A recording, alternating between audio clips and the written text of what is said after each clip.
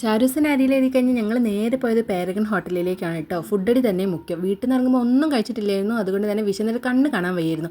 അവിടെ ചെന്നപ്പോഴാണെങ്കിൽ നല്ല തിരക്കായിരുന്നു കേട്ടോ. എവിടെ ചെന്നാലും തന്നെയാണുള്ള സ്ഥിതി എന്ന് പറഞ്ഞ് ഞങ്ങൾ കുറച്ചേരൊക്കെ വെയിറ്റ് ചെയ്തു. അപ്പോഴേക്കും ഞങ്ങൾ സീറ്റ് റെഡിയായി കിട്ടി കേട്ടോ.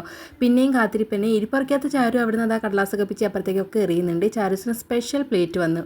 ഞങ്ങൾ പറഞ്ഞിരുന്നത് പൊറാട്ടയ്ക്കും വെള്ളാപ്പത്തിനും ഒക്കെ വേണ്ടിയായിരുന്നു കേട്ടോ. പൊറാട്ട പറഞ്ഞത് ചാരൂസിനും കാർത്തിക്കും വേണ്ടിയാണ്. അവർക്ക് അതാണ് ഭയങ്കര ഇഷ്ടം.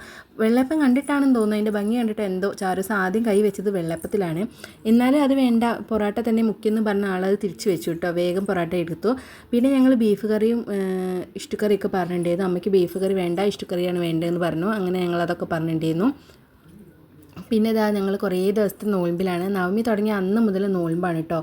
ആ നോയമ്പിൻ്റെ ക്ഷീണം മാറ്റിയത് കാർത്തി ഇന്നാണ്. ബീഫും പൊറാട്ടയൊക്കെ കഴിച്ചങ്ങോട്ട് മാറ്റിയിട്ടോ. ആൾ ഹാപ്പിയായി. ഇനി ഇതാ ഞങ്ങൾ ഫുഡ് കഴിക്കട്ടെ. ഇനി ഒന്നും പറയാനുള്ള സമയമില്ല, വേഗം ഫുഡ് കഴിക്കാൻ പോവുകയാണ്. അപ്പോൾ ഇന്നത്തേക്കുള്ള വീഡിയോ അടുത്ത വീഡിയോ ആയിട്ട് പിന്നെ കാണാം. Okay, by.